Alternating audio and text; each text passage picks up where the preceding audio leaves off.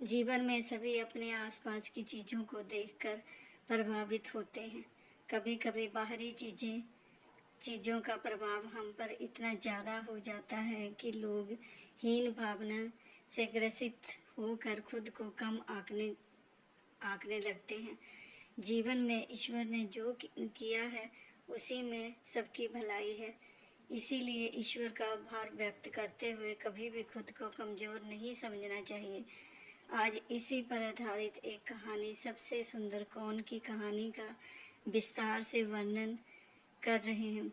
एक दिन कौआ अपनी शक्ल को देखकर सोचने लगा कि पक्षियों में सबसे ज़्यादा क्रूप मैं ही हूँ। उसे लगा कि ना तो आवाज़ अच्छी है, ना ही पंख सुंदर हैं। काले रंग की वजह से उसे लगता था कि वह रंगों से भी वंचित है। ये सारी बातें सोचने की वजह से उसके अंदर हीन भावना से ग्रसित होकर दुखी रहने लगा। एक दिन बुगले ने कोए की उदासी का कारण जानना चाहा तो कोए ने जवाब दिया कि तुम गोरे चिट्टे हो, मैं तो बिल्कुल काला हूँ। मेरा इस दुनिया में जीना बेकार है।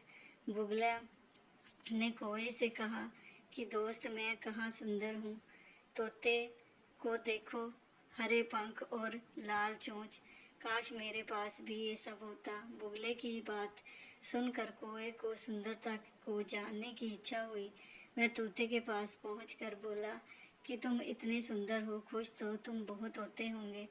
जवाब में तोते ने कहा कि मैं खुश तो था, लेकिन मोर को देखकर दुखी हो गया, क्योंकि वह मुझसे ज़्यादा सुंदर होता है। मोर की खुशी जानने के लिए कौआ उसे जंगल में खोजने लगा, परंतु उसे एक भी मोर नहीं दिखाई दिया।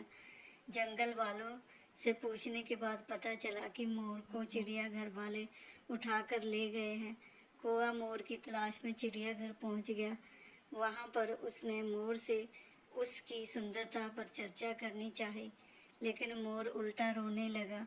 उसने कौए से कहा कि ईश्वर का धन्यवाद करो जो तुम सुंदर नहीं हो, वरना पिंजरे में होते। कहानी की शिक्षा। कौए को अपनी गलती का एहसास हुआ। उसे समझ आया कि ईश्वर की बनाई चीज़ों पर सवाल नहीं करना चाहिए। नमस्कार दोस्तों, मेरे वीडियो को लाइक करें अगर आपको पसंद आ रही हैं। चैनल को सब्सक्राइब करें। Thank you.